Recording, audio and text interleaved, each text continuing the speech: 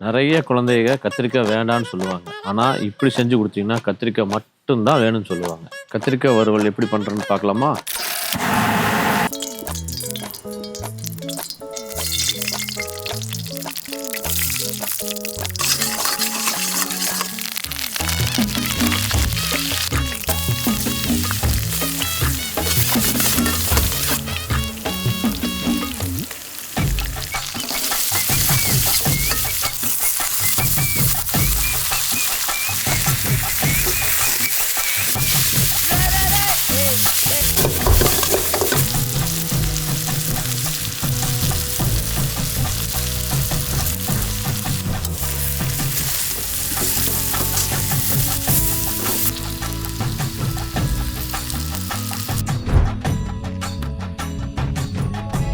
இந்த கத்திரிக்காய் வறுவல சாம்பார், ரசம், தயிர் எந்த சாதத்துல வச்சு சாப்பிட்டாலும் சூப்பரா இருக்கும். வெறும் சாப்பாடு கூட வச்சு சாப்பிட்டா அருமையா இருக்கு. நீங்களும் ட்ரை பண்ணி பார்த்துட்டு எப்படி இருக்குன்னு சொல்லுங்க.